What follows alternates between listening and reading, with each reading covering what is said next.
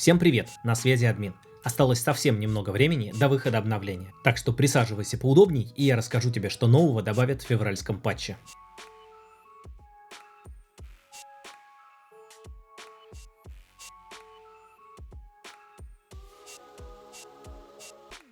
Первое и самое значимое улучшение – это, конечно же, рюкзак, содержащий дополнительные места для хранения и переноски лута.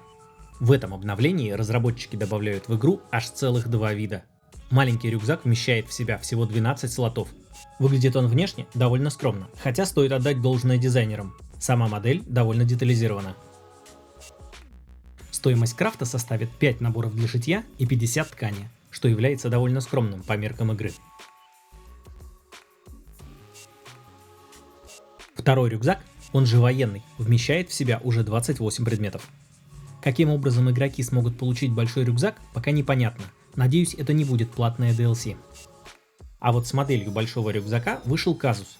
Разработчики взяли уже готовую модель так называемой сумки смерти. С одной стороны, могли бы сделать новую, к чему эта экономия? А с другой стороны, ты еще пойди и сделай модель военного рюкзака, и чтобы она отличалась от существующей сумки. Поэтому имеем, что имеем.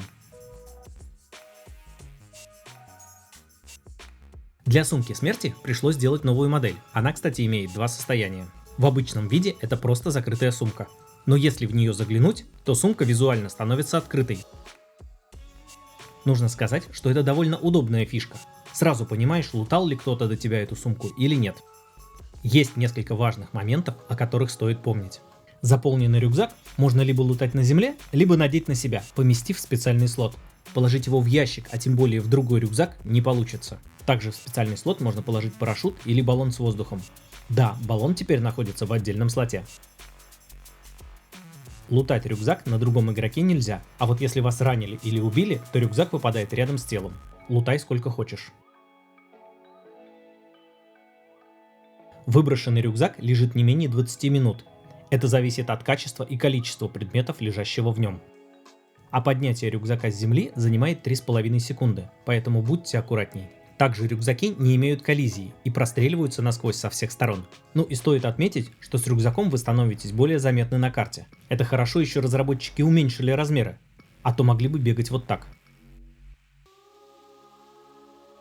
Рюкзак прошел долгий путь с момента первых концептов до реализации идеи.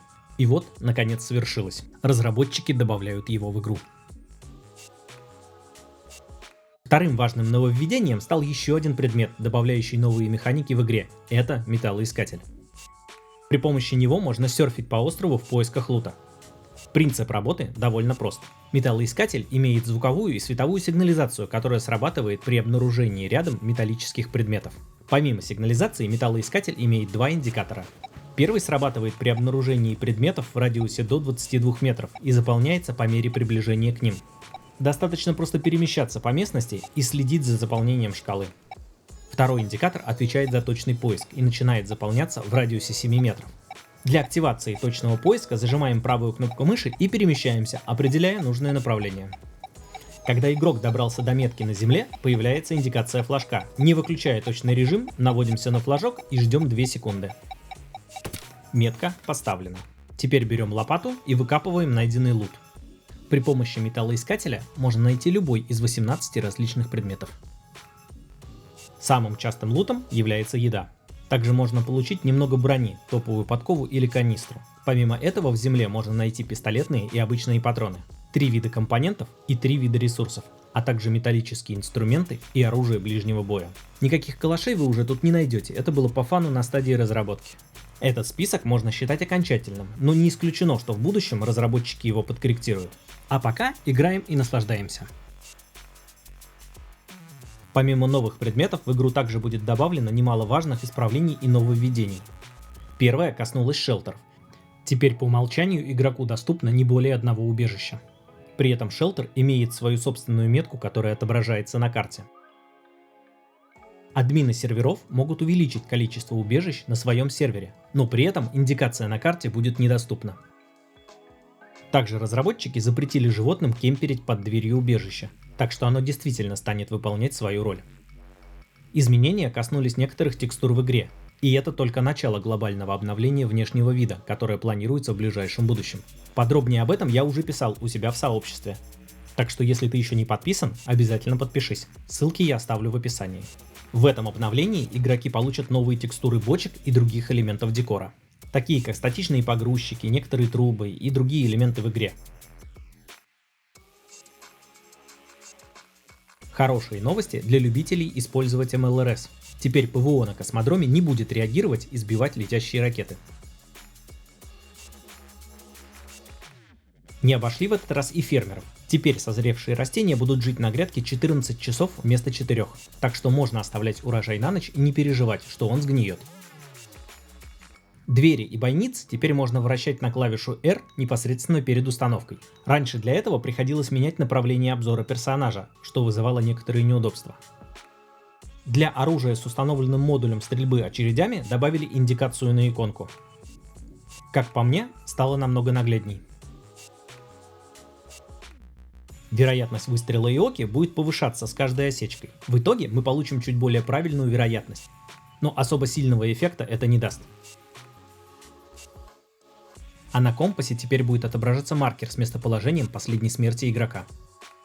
Еще разработчики добавили новый режим просмотра карты, который настраивается через меню игры. Теперь все желающие могут выбрать режим Toggle, то есть включение и отключение карты по нажатии клавиши, без ее удержания. Если вы выходите из игры в сейф-зоне, то вам будет показано уведомление, в котором говорится, что через 20 минут модель игрока пропадет со всем лутом. Также разработчиками было исправлено положение некоторых брошенных предметов, которые наполовину застревали в текстуре и иногда проваливались сквозь нее. Теперь при ремонте люков не требуется лестницы, а неоновые вывески теперь точно стакаются по 5 штук. Также нам обещают, что пофиксили застревание автомобиля в двери, но этот баг пока работает, хотя есть еще временное исправление. Для админов серверов обещают добавить возможность отключения экранов смерти и запускать сервер с отключенной консолью. Кто понял, тот понял. Ну и по традиции разработчики завезли оптимизацию клиента и сервера. Проверить это пока не удалось. Надеюсь, в этот раз я не буду чувствовать себя обманутым. А вот что действительно заметно, так это изменения постэффектов игрока, такие как жара, холод, кровотечение. Они стали более мягкими и менее заметными. Например, кровь на экране при малом ХП теперь не мешает боковому обзору. На этом вроде как все, хотя остались некоторые скрытые записи, о которых мы узнаем уже после выхода обновления. Вот такие новинки ждут нас уже через несколько дней. Что вам понравилось или может быть не понравилось в этом обновлении? Напиши об этом в комментариях и не забудь поставить лайк под этим видео, админу будет приятно. А на этом я с вами прощаюсь, с вами был Русский Иван, на связи.